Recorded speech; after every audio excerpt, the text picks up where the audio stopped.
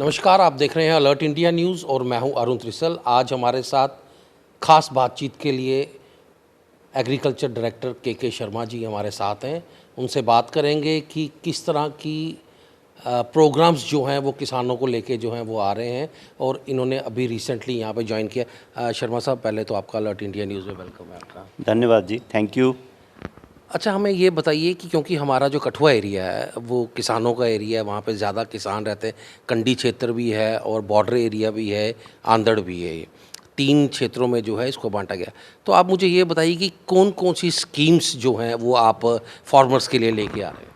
हाँ जी, ऐसा है कि एग्रीकल्चर डिपार्टमेंट जो हमारा है ये वेलफेयर डिपार्टमेंट है। डॉक्टर साहब, आपने बात की कि ज़मीनों को, एग्रीकल्चर ज़मीनों को इरिगेशन की हमने बात की कि उनको कैसे, उसमें आपने बड़ा कुछ बताया कि जैसे बोरवेल है, स्प्रिंकल्स हैं या और बड़ी सी चीज़ें हैं। हमारा जो बॉर्डर एरिया है वहाँ पे इरिगेटेड लैंड हो ही नहीं सकती, क्योंकि वहाँ पे जो पानी है वो सारा पाकिस्तान को चले जाता है, जो नाले वहाँ पे हैं।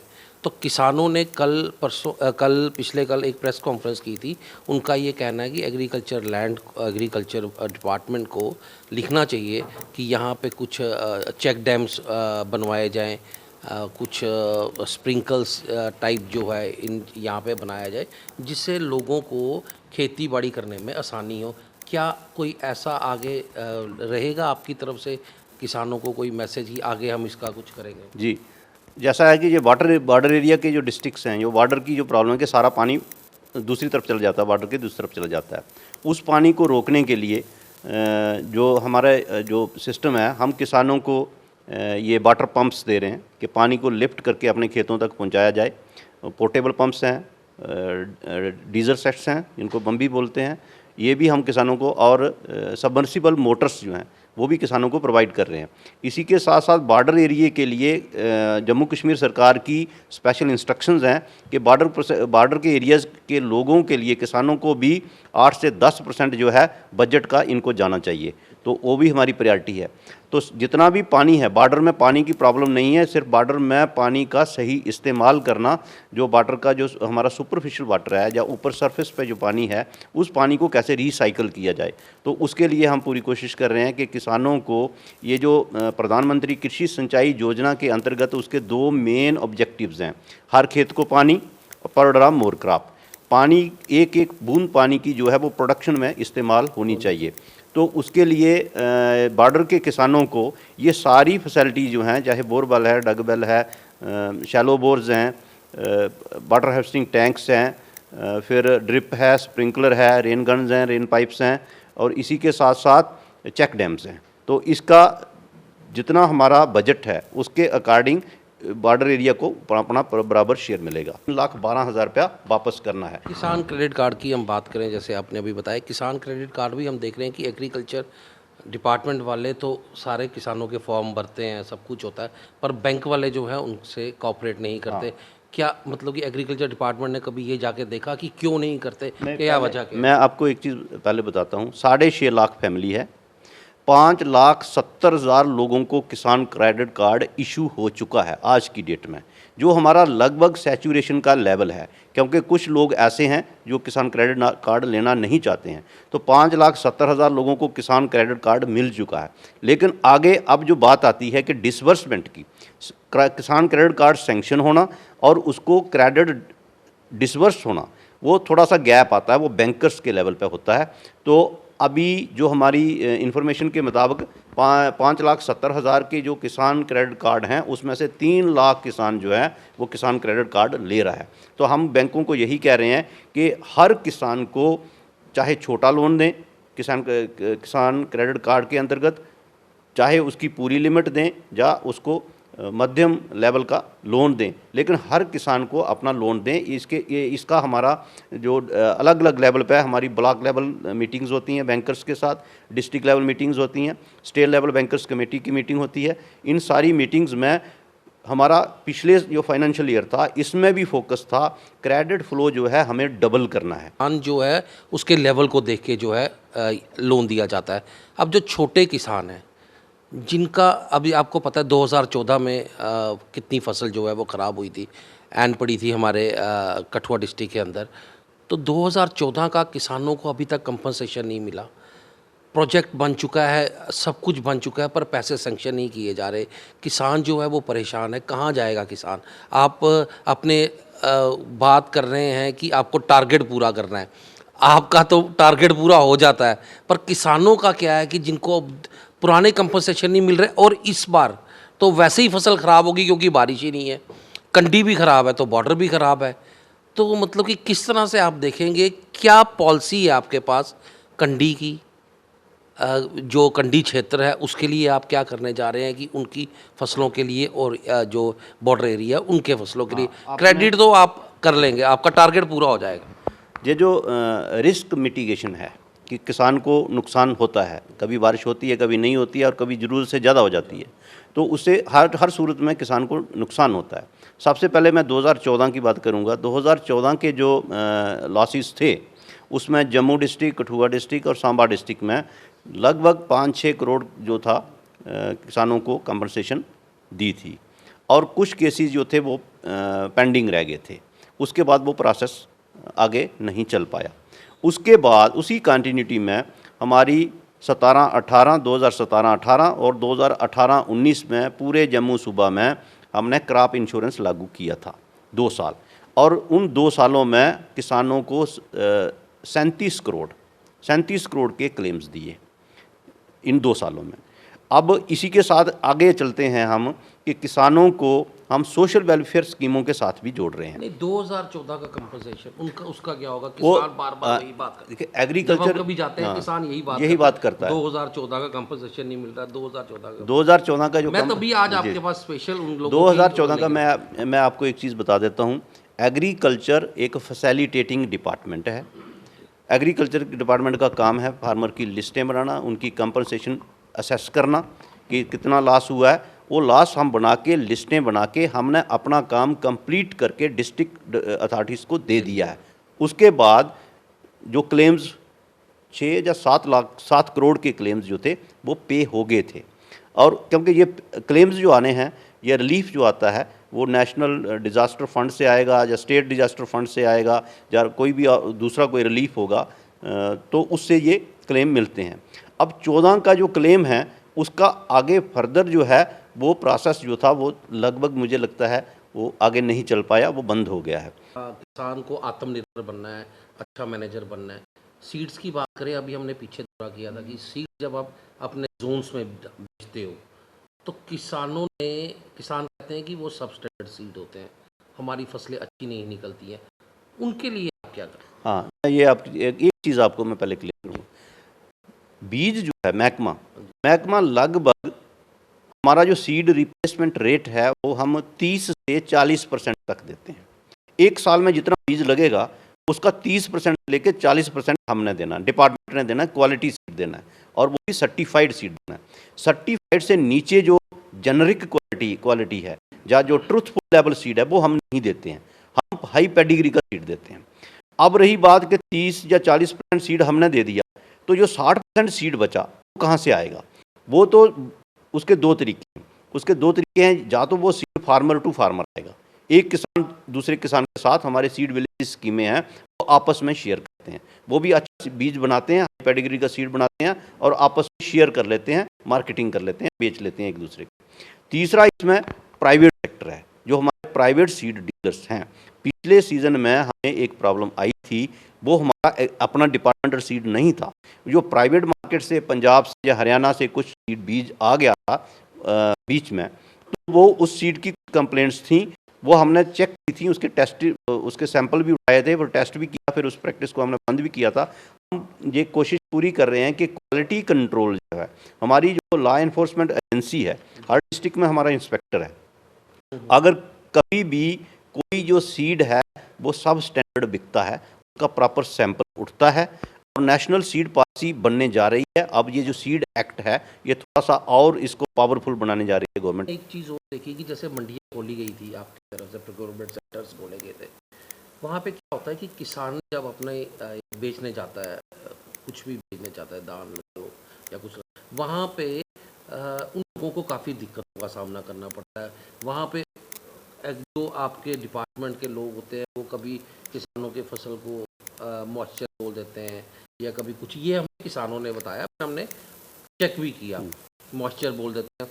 फिर वो एक कोई एजेंट होते हैं वहाँ पे, जो एजेंट होते हैं वो किसान, देखो आप, बाद किसान फार्मर्स दिल्ली में बैठे हुए हैं, उनका भी यही कहना है कि एमएसपी जो है वो हमको नहीं मिल पा रही है।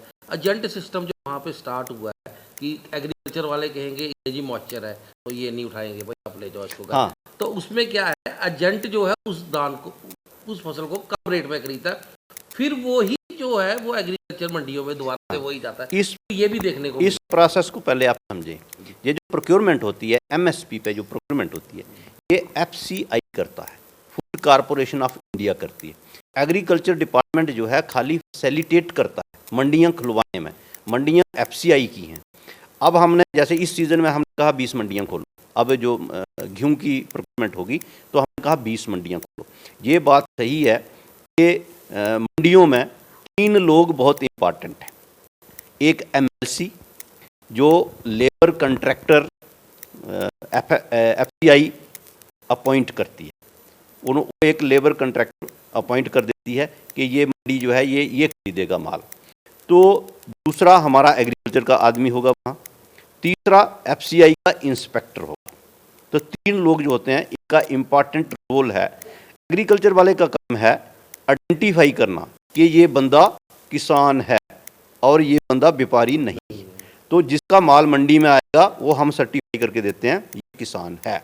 अब हमारे पास 5,40,000 किसानों का डाटा जो है पोर्टल पे है हमारे पास।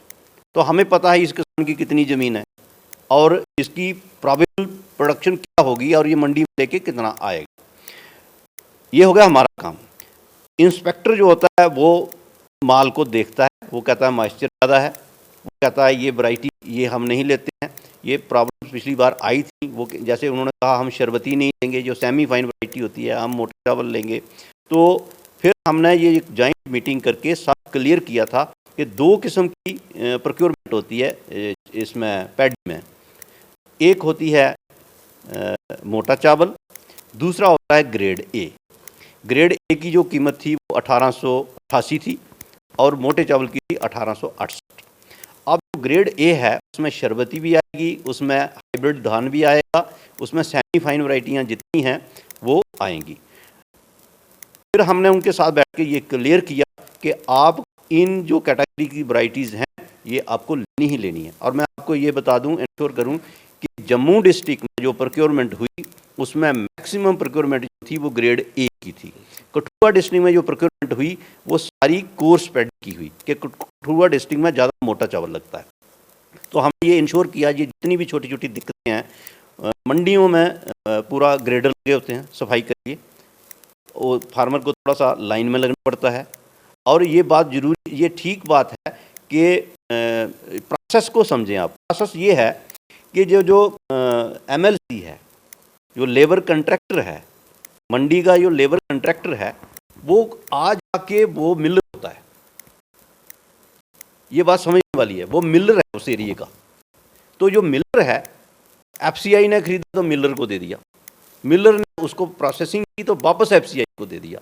तो ये एक दिक्कत रहती है कि एफसीआई, मिलर और एग्रीकल्चर डिपार्टमेंट की प्रॉपर कोऑर्डिनेशन जो है इस साल से ये पूरी इंश्योर होगी। ये मैं आपको पूरा बता देता हूँ।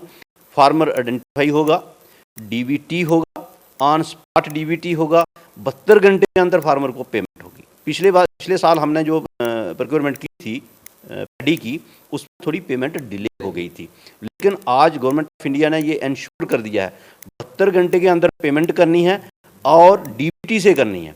वहीं पर इलेक्ट्रॉनिक मीडियम से उसका फार्मर का नाम रजिस्टर हो जाएगा, कितना माल अंदर आ गया, उसने कितना माल दे दिया, उसके हिसाब से जो उसकी पेमेंट बनेगी उसके खाते में सीधी चली जाएगी। इससे पूरे देश में, मैं आपको ये बता रहा हूँ, मैंने 4-5 स्टेटों का स्टडी किया है, पूरे देश में किसान खुश हैं कि मिडल मैन बाहर हुआ है। ये जो धोखाधड़ी थी ये भी खत्म हुई है। और अभी आपने फार्मर्स की स्ट्राइक की भी बात की, तो फार्मर की स्ट्राइक्स में कुल मिला के मुझे जो समझ आती है, ये जो लड़ाई है ये नॉन प्रोड्यूसर लड़ रहा है, ये प्रोड्यूसर नहीं है, ये फार्मर है ही नहीं। क्योंकि मैंने आपको पहले ही बता दिया कि किसान खाली पैदा करता है और बिजनेस कोई और करता है। अब जब जैसे ही गवर्नमेंट ऑफ इंडिया ने कहा कि किसान को जो बनाएगा वही बेचेगा और छोटे छोटे किसानों को इकट्ठा करेंगे, एग्रीगेट करेंगे, उनके सेल्फ हेल्प ग्रुप्स बनाएंगे, कमोडिटी इंडस्ट्री ग्रुप्स बनाएंगे, फार्मर प्रोड्यूसर ऑर्गेनाइजेशंस बनाएंगे, जब ये लोग आ जाएंगे तो नेचुरली नॉन प्रोड्यूसर बाहर हो जाएगा। तो दिक्कत ये है यहाँ पर कि नॉन प्रोड्यूसर जब बाहर हो जाएगा, जो बैठ के किसान जो है वो डायरेक्ट हो जाएगा। हाँ, किसान डायरेक्ट हो जाएगा, तो ये एक दिक्कत है। अभी पीछे कोई हमने 5-6 दिन पहले एक प्रोटेस्ट हुआ था दयालाचक में ट्रैक्टर्स को लेके कि ट्रैक्टर्स जो है वो हम फार्म भरते हैं तो हमारे नंबर आए होते हैं पर हमें मिलता नहीं है। वो क्या चक्कर है? लोगों में काफ़ी रोष है इस चीज़ को लेकर। मैं आपको बताता हूँ कि ट्रैक्टर पे हम पहले 2 लाख से लेके 5 लाख तक सब्सिडी देते थे, वो लगभग 40% सब्सिडी होती थी। ट्रैक्टर की डिमांड बहुत है, हमारे पास आज भी 500 एप्लीकेशन है। इस साल हमने 154 ट्रैक्टर दिए, जम्मू सूबे में 154, और लाइन शेयर जो है वो कठुआ डिस्ट्रिक्ट ने लिया है। ठीक है, कठुआ, जम्मू, सांबा, ये 3 डिस्ट्रिक्टों ने लाइन शेयर लिया। अब ये है कि रेस में बहुत लोग हैं। फिर हमने एक पॉलिसी बनाई कि फर्स्ट कम फर्स्ट सर्व। भाई आपकी एप्लीकेशन लग गई, आपको सीरियल नंबर मिल गया तो आपने सीरियल नंबर पर वेट करना है, अपना इंतज़ार करना है। अब कुछ लोग ऐसे हैं जो इंतज़ार की आदत में नहीं है, प्रेशर लाते हैं, तो वो लोग तो अभी भी जो हमारे पास 500 एप्लीकेशन पड़ी हुई है वो सारे लोग रजिस्टर्ड हैं, उनको एक प्रॉपर नंबर मिला हुआ है। उनको जैसे ही इस साल हम प्रोसेस स्टार्ट करेंगे तो जो पहले होंगे उनको पहले सब्सिडी मिलेगी। हाँ, दूसरी चीज़ है कि चेक एंड बैलेंसेस हमने देखना है। अगर वो आदमी किसी दूसरी स्कीम में भी फ़ायदा ले रहा है हमारे से, हमारा फिर एक ड्यूटी बनती है कि भाई इस साल हम आपको नहीं देंगे, क्योंकि आप हमारी किसी दूसरी स्कीम से 1 लाख 1.5 लाख कोई सब्सिडी ले चुके हो तो फिर ट्रैक्टर की भी लोगे, तो हमने उसको बराबर भी करना है, ताकि हमने सबको देखना है। अब सब्सिडी लिमिटेड होती है और सबको हम एट ए टाइम तो नहीं दे सकते, इसलिए ये हमने एक पॉलिसी बनाई हमारी एग्रीकल्चर प्रोडक्शन डिपार्टमेंट ने। सबसे पहले जो मशीनरी लेते थे वो एग्रो इंडस्ट्री से लेते थे, वो भी एक प्रॉब्लम थी, कहते थे एग्रो रेट हायर हैं। तो जब से हमारी प्रेजेंट कमिश्नर सेक्रेटरी साहब आए, उन्होंने आते ही एक आर्डर निकाल दिया। उन्होंने कहा फार्मर को ओपन चॉइस है, वो अपनी चॉइस की मशीन जहाँ से मर्जी खरीदे, पंजाब से खरीदे, जम्मू से खरीदे, किसी भी डीलर से खरीदे, किसी भी कंपनी की खरीदे, जहाँ उसको सस्ती मिलती है, अच्छी क्वालिटी की मिलती है, उसकी चॉइस की मिलती है।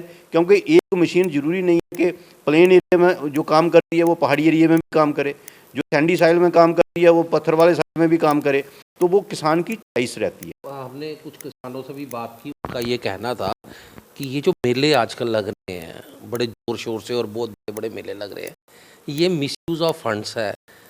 वहाँ पे किसान हो, अगर 100 इंसान वहाँ पहुँचा है तो उसमें से 20 ही किसान होते हैं, 80 तो ऐसे चले जाते हैं, क्योंकि एग्रीकल्चर डिपार्टमेंट वाला गाड़ियाँ भेज देते हैं हमको, लाओ जी भर के लोगों की कि किसान जम्मू में मेला लग रहा है, वो लग रहा है, ये लग रहा है। लाखों रुपए की लूट जो है ये मेले के द्वारा जो है वो की जा रही है, क्योंकि खाना प्रॉपर नहीं मिलता वहाँ पे, खाना जो है वो ख़त्म हो जाता है। कुछ इस तरह के आरोप जो है किसानों की तरफ से लगे गए थे। क्या समझते हो आपकी मेला जो है, जैसे अभी हमने इतनी बातें की, इतनी स्कीम्स आपने मुझे बताई, मुझे नहीं लगता कि इतनी स्कीम जो है किसानों को पता होगी, ना ही मतलब कि ग्राउंड पे जो है इन स्कीमों का किसानों को पता होगा। अगर यही स्कीमें अब हम अपने चैनल के माध्यम से लोगों को बताएंगे, अगर इन्हीं स्कीमों पे एग्रीकल्चर डिपार्टमेंट काम करे तो मुझे नहीं लगता कि किसान जो है कभी वो मतलब कि गरीबी की हालत में होगा। आज देखिए किसान मर रहे हैं, हमारे तो यहाँ पे तो भी ठीक है, पर लोग जो हैं, किसान जो है बद से बदतर हालत है उनकी। अगर इतनी स्कीमें एग्रीकल्चर डिपार्टमेंट के पास स्टेट की हैं, सेंटर की हैं, अगर इनको प्रॉपर तरीके से चलाया जाए तो मुझे लगता है कि सारे किसान जो है हमारे खुशहाल रहेंगे। इस पे हमारे चैनल के माध्यम से किसानों को क्या मैसेज देना? सबसे पहले आपने ये बात की, ये जो मेले हैं, देखिए हमारी एक बड़ी एम्बिशियस स्कीम है भारत सरकार की, उसको बोलते हैं सब मिशन ऑन एग्रीकल्चर एक्सटेंशन, जिसको लोकल भाषा में हम आत्मा कहते हैं। आत्मा स्कीम के जो अंतर्गत है हम किसानों को अवेयरनेस करवाते हैं, उनको ट्रेनिंग भी देते हैं, अवेयरनेस भी कराते हैं, उनके टूर भी करवाते हैं। डिस्ट्रिक्ट के अंदर अगर कहीं अच्छी जगह जो टेक्नोलॉजी सेंटर हैं वहाँ उनको दिखाया जाता है, डिस्ट्रिक्ट से बाहर भी घुमाते हैं, स्टेट से बाहर भी ले जाते हैं। तो ये सारे प्रोग्राम उसका एक पार्ट है। ये भारत सरकार के जो सब मिशन ऑन एग्रीकल्चर एक्सटेंशन है वहाँ पर जो लोग हैं नीति आयोग में या भारत सरकार की कृषि मिनिस्ट्री में, तो वो जो गाइडलाइंस बनती हैं वो सारा एक सोच समझ के बड़े बुद्धिजीवी लोग हैं जिन्होंने ये बनाई हुई हैं। और उसी के साथ साथ हमारी ये मेले हैं, कृषि मेले बहुत ज़रूरी हैं। टेक्नोलॉजी दिन ब दिन बदल रही है, अगर हम मेला ही नहीं करेंगे। मैं आपको कठुआ की बात बताता हूँ क्योंकि आप कठुआ को ज़्यादा फोकस करते हैं और रिप्रेजेंट करते हैं। हम पहले साइलेज पिट बनाते थे, मतलब हरे चारे का अचार, जिसको हम देसी भाषा में कहेंगे। हरा चारा जो है उसका अचार बनाओ और फिर वो लीन पीरियड में जब ग्रीन फाटर नहीं होता, मई जून में दिसंबर में, तो वहाँ उसको इस्तेमाल करो। सारे का सारा, पहली बात बताऊँ, मेजॉरिटी हमारा हरा चारा जो है पंजाब हरियाणा से आता है, बीट भूसा सारा पंजाब से आता है। तो हमने साइलेज पिट बनवाए। साइलेज पिट जो होते हैं वो ज़मीन में बनते हैं और उसमें फिर उसको चारे को फर्मेंटेशन करवाया जाता है, फिर उसकी लिफाफों में पैकिंग होती है, बंडल बनते हैं, फिर जाके वो आगे सेल होता है। अब टेक्नोलॉजी ऐसी बदल गई, अब एक मशीन आ गई। वो जो मशीन है वो ऑटोमेटिक मशीन है, चैप कटर की तरह है, चारे को काटेगी, उसमें एक कंप्रेसर लगा हुआ, हाइड्रोलिक कंप्रेसर है, वो उसको प्रेस भी करेगी, उसको बैग में पैक करेगी और बाहर निकाल देगी। इधर से काटा, उधर से बाहर निकाल दिया, तो इंस्टेंट। वो पहली मशीन जो है कठुआ में लगी है। अच्छा, आप ये देखें, वो जो कठुआ में हमने मेला किया था, ये उसका रिजल्ट है। और वो मशीन जो है सबसे पहले कठुआ में लगी। वो मशीन 2 या 2.5 लाख की है, और 2.5 लाख की मशीन को हम 1 लाख रुपया 25,000 रुपया सब्सिडी भी दे रहे हैं। तो एग्रीकल्चर जो है, मैं आपको इतनी ग्लूमी सिचुएशन नहीं है। एग्रीकल्चर देश में सबसे ज़्यादा एम्प्लॉयमेंट देने वाला जरिया है। इससे ज़्यादा एम्प्लॉयमेंट में कोई दूसरा महकमा है ही नहीं जो दे नहीं सकता, दे पाए इसके बराबर। दूसरा, अगर पॉवर्टी को दूर करना है, गरीबी को उन्मूलन करना है, तो उसका भी सबसे पोटेंट सोर्स एग्रीकल्चर है। देश में 20 से 25% बीपीएल लोग हैं, किसी डिस्ट्रिक्ट में तो 30, 35% है। अब बीपीएल से लोगों को बाहर कैसे निकालेंगे? उनको रूरल डेवलपमेंट में, एग्रीकल्चर सेक्टर से जोड़ना है। चाहे वो डेयरी खोले, बी कीपिंग करे, मशरूम का खेती करे, फिर भेड़ बकरी रखे, पोल्ट्री रखे, एग्रो फॉरेस्ट्री करे, एग्रो फॉरेस्ट्री बेस्ड कोई काम धंधा कर ले, तो जब डायरेक्टली इनडायरेक्टली वो खेती से जुड़ जाए, या तो वो खेती करे, जब खेती से जो पैदावार हो रहा है उस पर काम करे। तो ये 2 चीज़ें जो है, इसीलिए भारत सरकार का जो सबसे बड़ा हमारी यूटी का जो फोकस है वो किसान है। और उसको उन्होंने अपने बजट में भी, हमारा जो अपना कैपेक्स बजट है उसको भी एनहांस किया हमने। हमारा कैपेक्स बजट भी बढ़ा, हमारी सेंट्रल स्पॉन्सर स्कीम्स भी हैं जो है, वो भी, उसका भी सीलिंग जो इस साल बढ़ गई और उसका भी फंड फ्लो इस साल बढ़ जाएगा। तो एग्रीकल्चर जो है बेसिकली स्टेट सब्जेक्ट है, और हमारे भारत सरकार जो है वो इसको हैंडसमली फंडिंग कर रही है सेंट्रली स्पॉन्सर स्कीम के साथ। अब कुछ स्कीमें तो 100% सेंट्रली स्पॉन्सर्ड है, और हमारा यूटी में आज तो स्टेट शेयर भी खत्म हो गया। अब तो यूटी में जो भी फंडिंग होती है सेंट्रली स्पॉन्सर स्कीम की, पहले हमें 10% स्टेट शेयर लगाना पड़ता था या यूटी का शेयर लगाना पड़ता था, अब हमें 100% है उसमें। इसी सीजन में हम 3 डिस्ट्रिक्ट की हम नोटिफिकेशन कर चुके हैं, जम्मू, सांबा, उधमपुर। इसमें फसल बीमा इसी बैसाखी से लॉन्च कर रहे हैं, और उम्मीद है कि जो बाकी डिस्ट्रिक्ट बच गए, 7 डिस्ट्रिक्ट, इसका टेंडर प्रोसेस बड़ी एडवांस स्टेज में है, तो वो भी हम कोशिश कर रहे हैं कि वो 7 डिस्ट्रिक्ट की भी नोटिफिकेशन हो जाए। क्योंकि किसान को सबसे ज़रूरी है कि किसान को प्रोटेक्शन भी होनी चाहिए। किसान प्रोड्यूस करे, प्रोडक्शन के साथ साथ उसको प्रोटेक्शन भी होनी चाहिए। और टेक्नोलॉजी, मैंने जब आपको बात बताई थी टेक्नोलॉजी की कि मेले हम क्यों करते हैं, मैं आपको ये बताता हूँ। आज एक नया कंसेप्ट आ गया, प्रोटेक्टेड कल्टीवेशन, जो ग्रीन हाउस में या शेड नेट में कल्टीवेशन करनी है। आज जो सीडलेस खीरा आ रहा है मार्केट में, टमाटर आ रहा है, अब हमारा ग्रीन हाउस देखें यहाँ, आज भी क्रॉप आप सीडलेस खीरे की, टमाटर की, वो देखें, जो ओपन फील्ड में जो क्रॉप प्रोड्यूस होती है और जो प्रोटेक्टेड कल्टीवेशन में जो क्रॉप प्रोड्यूस होती है, उसमें ज़मीन आसमान का फ़र्क है क्वालिटी का। उसमें जो फ्रूट है, वो एक तो फ्रूट जो होता है वो उसका साइज़ जो होता है बड़ा बराबर रहता है, छोटा बड़ा नहीं होता, और क्वालिटी भी बड़ी हाई लेवल की होती है। उसमें इंसेक्ट पेस्ट और डिजीज़ कंट्रोल भी ठीक तरीके से हो जाता है। और लगभग जो ग्रीन हाउसेस की प्रोडक्शन आ रही है वो ऑर्गेनिक है। तो ये थे हमारे साथ एग्रीकल्चर के डायरेक्टर के शर्मा जी। आपने इनकी बातें सुनी। इनका यही मैसेज है किसानों को कि अच्छे तरीके से खेती करें और केंद्र की स्कीमें जो हैं वो बहुत सी आई हुई हैं और उनका भी जो है वो फ़ायदा लें। ऐसी प्रोग्राम्स हम आगे भी दिखाते रहेंगे। तब तक के लिए अलर्ट इंडिया टीम को दीजिए इजाज़त। नमस्कार।